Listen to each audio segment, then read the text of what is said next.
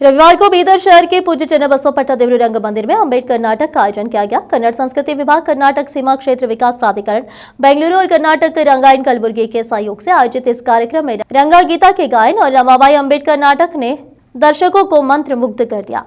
इस नाटक का निर्देशन डॉक्टर मल्लिकार्जुन दोडमनी ने किया। कलबुर्गी रंगावृक्ष नाटक नृत्य सेवा संघ की टीम द्वारा निर्मित इस नाटक को दर्शकों ने सराहा। इस संबंध में अतिरिक्त उपायुक्त सुरेखा ने कहा कि रंगायन जागरूकता कार्यक्रम आयोजित किए जाने चाहिए। कार्यक्रम की अध्यक्षता कर रही कर्नाटक रंगायन कलबुर्गी की निर्देशक डॉक्टर सुजाता जंगम शेट्टी ने कहा कि सीमा पर समस्याओं के बावजूद कला प्रदर्शनों में कोई कमी नहीं है। ऐसा उत्साह देखकर मैं बीदर जिले के कलाकारों को प्रोत्साहित करती हूँ। दक्षिण कर्नाटक में कम ही लोग होने के बावजूद वे पूरे राज्य का खूब प्रचार करते हैं। हालांकि अगर हजारों लोग बीदर में कोई नाटक करते हैं तो भी वह राजधानी तक नहीं पहुंच पाता है। इसलिए यहाँ प्रतिभाओं की कोई कमी नहीं है। प्रतिभाशाली कलाकारों को पहचान नहीं मिल पाती है और हम इसे ठीक कर रहे हैं। अतिरिक्त जिला मजिस्ट्रेट सुरेखा ने कार्यक्रम का उद्घाटन किया। वरिष्ठ रंगकर्मी प्रोफेसर संग्राम मगाले ने विशेष व्याख्यान देते हुए कहा कि आज के वैश्वीकरण और आधुनिकीकरण के युग में कला और कलाकार विलुप्ति के कागार पर है। इसलिए लोक कला को अधिक सांस्कृतिक गतिविधियों के माध्यम से बचाने की आवश्यकता है। रंगायन में नए युवा कलाकारों को प्रोत्साहित करने की आवश्यकता है।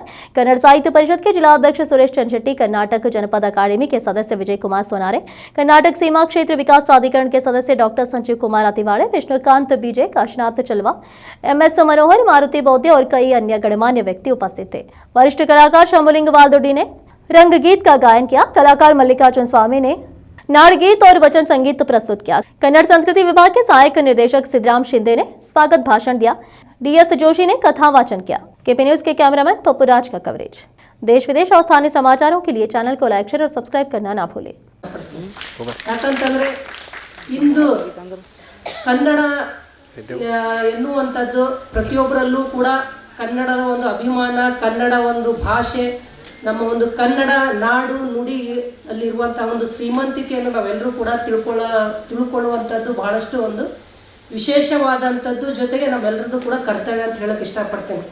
ಯಾಕಂತಂದರೆ ಈ ಒಂದು ಕನ್ನಡ ಈಗೇನು ಕರ್ನಾಟಕದಲ್ಲಿ, ಜೊತೆಗೆ ನಮ್ಮ ಒಂದು ಬೀದರ್ ಜಿಲ್ಲೆ ಕರ್ನಾಟಕ ಒಂದು ಕಿರೀಟ ಅಂತ ನಾವೇನು ಹೇಳ್ತಾ ಇದ್ದೀವಿ, ಆ ಒಂದು ಭೂಪ್ರದೇಶ ಅನುಗುಣವಾಗಿ ಭೌಗೋಳಿಕವಾಗಿ ಏನು ಕಿರೀಟ ಇದೆ, ಆದ್ರೆ ಒಂದೇನಂತಂದರೆ ಕರ್ನಾಟಕದಲ್ಲಿಯೇ ನಮ್ಮ ಒಂದು ರಂಗಕಲೆ ಇರ್ಬೋದು, ಜಾನಪದ ಇರ್ಬೋದು, ಏನು ಕನ್ನಡದ ಒಂದು ಸಾಹಿತ್ಯ ಇರ್ಬೋದು, ಈ ಒಂದು ಬೆಳವಣಿಗೆಯಲ್ಲಿ ಮತ್ತು ಪ್ರೋತ್ಸಾಹಿಸುವುದರಲ್ಲಿ ನಮ್ಮ ಒಂದು ಬೀದರ್ನ ಒಂದು ಕಿರೀಟ ಅಂತ, ಬೀದರ್ ಎಲ್ಲ ರಂಗಗಳಲ್ಲೂ ಕೂಡ ಬೀದರ್ ಒಂದು ಕಿರೀಟ ಅಂತ ಹೇಳಕ್ಕೆ ಇಷ್ಟಪಡ್ತೀವಿ. ಯಾಕಂದ್ರೆ ಎಲ್ಲರಿಗೂ ಒಂದು ನಾಟಕಗಳನ್ನು ನೋಡಬೇಕಾಗಿದೆ. ಭಾಳ ಸಲ ಮಂದಿ ನೀವು ಇರ್ತೀವಿ, ನಾವಿರ್ತೀವಿ, ಮಾತುಗಳು ಭಾಳ ಸಲ ಕೇಳಿದ್ದಾಗಿದೆ. ಹೀಗಾಗಿ ನಾನೇನು ಇಲ್ಲಿ ಹೆಚ್ಚಿಗೆ ಮಾತಾಡೋಕ್ಕೆ ನಾನೇನು ಹೋಗಲ್ಲ. ಆದರೆ ಒಂದಿಷ್ಟು ಮನವಿಗಳನ್ನು ನಾನು ಜಂಗಮ್ ಶೆಟ್ಟಿ ಮಾಡೋರು ಮಾಡ್ಕೊಳ್ಬೇಕಾಗಿದೆ. ಯಾಕಂದರೆ ಈ ಜಾಗತೀಕರಣದ ಕರಿನಳಿನಲ್ಲಿ ಭಾಷೆ, ಸಾಹಿತ್ಯ, ಸಂಸ್ಕೃತಿ ನಲುಗುತ್ತಿರುವ ಸಂದರ್ಭದಲ್ಲಿ ಅದನ್ನು ಉಳಿಸಿ ಬೆಳೆಸುವಂಥ ದೊಡ್ಡ ಜವಾಬ್ದಾರಿ ನಮ್ಮೆಲ್ಲರ ಮೇಲಿದೆ. ಯಾಕಂದರೆ ಕನ್ನಡದ ಭಾಷೆ ಅಷ್ಟೇ ಅಲ್ಲ, ಅದು ನಮ್ಮ ಸಂಸ್ಕೃತಿ.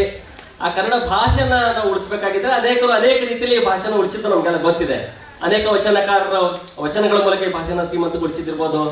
ನಮ್ಮ ದಾಸರು ಕೀರ್ತನೆಗಳ ಮೂಲಕ ಕನ್ನಡ ಭಾಷೆನ ಶ್ರೀಮಂತಗೊಳಿಸಿದಿರ್ಬೋದು. ಅನೇಕ ಕಲಾವಿದರು ಹಾಡುವ ಮೂಲಕ, ಕವಿಗಳು ಬರೆಯೋದ್ರ ಮೂಲಕ ಈ ಭಾಷೆನ ಉಳಿಸುವಂಥ ಅನೇಕ ಉದಾಹರಣೆ ನಮ್ಮ ಜೊತೆಗೆ ನಾವು.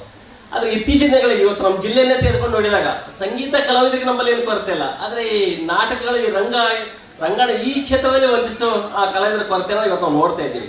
ಅದಕ್ಕೆ ನಾನೇನು ಮನವಿ ಮಾಡ್ಕೊಳ್ತೀನಿ ಅಂತಂದರೆ ಇದನ್ನು ಮತ್ತೆ ನಾವು ಪ್ರೋತ್ಸಾಹ ನಿಟ್ಟಿನಲ್ಲಿ ಇವತ್ತು ಪ್ರೌಢಶಾಲೆಗಳಿರ್ಬೋದು ಮತ್ತು ನಾನು ಓದಿದ್ದೆಲ್ಲ ಬಸವ ಕಲ್ಯಾಣ ಹುಮ್ನಾಬಾದ್, ಅಲ್ಲಿ ಅಪ್ಪ ಭಾಲ್ಕಿ ಬಸವ ಕಲ್ಯಾಣ ಹುಮ್ನಾಬಾದ್, ಮತ್ತು ಇಲ್ಲಿ ಇದು ಬೀದರಲ್ಲಿ ಸೂಪ್ರಿಟೆಂಡೆಂಟ್ ಇಂಜಿನಿಯರ್ ಆಗಿ ಕೆಲಸ ಮಾಡಿದವರು.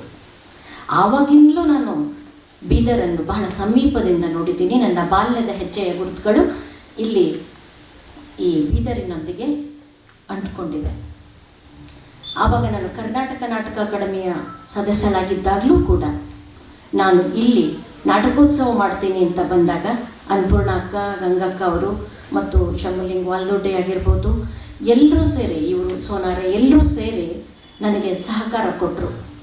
ಆವಾಗ ಕರ್ನಾಟಕ ನಾಟಕ ಅಕಾಡೆಮಿ ನಮಗೆ ಕೊಡೋದು 50,000 ಮಾತ್ರ ಕೊಟ್ಟಿದ್ದರು.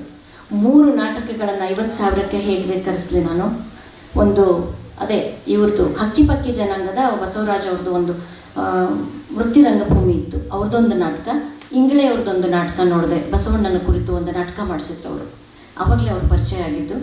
ಇನ್ನೊಂದು ನಾಟಕ, ಹೀಗೆ 3 ನಾಟಕಗಳ ನಾಟಕೋತ್ಸವ ನಾನು ಇಲ್ಲಿ ಬಂದಾಗ ತಮಗೆ ನಾನು ವಂದಿಸ್ತೀನಿ. ಯಾಕೆ ಅಂದರೆ ಈ ಪುರಿ ಪ್ರಾಂಗಣ ತುಂಬಿ ಹೋಗಿತ್ತು. ಪ್ರೇಕ್ಷಕರ ಕೊರತೆ ನಮ್ಮ ಬೀದರ್ನಲ್ಲಿ ಇಲ್ಲವೇ ಇಲ್ಲ.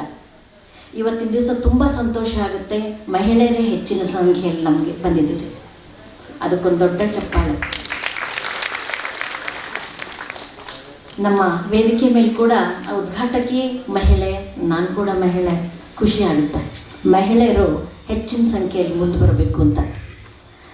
ಆತ್ಮೀಯರೇ, ಗಡಿ ಭಾಗ ನಮ್ಮದು ವಿವಾದಗಳಿಗೇನೇ ಇರಲಿ, ಆದರೆ ನಮ್ಮ ಸಂಗೀತ, ಸಾಹಿತ್ಯ, ಸಂಸ್ಕೃತಿ ಇವುಗಳ ಕೊಡಕೊಳ್ಳುವಿಕೆಗೆ ಏನು ಕಡಿಮೆ ಆಗಿಲ್ಲ ಅಂತ ನಾನು ಹೇಳ್ತೀನಿ.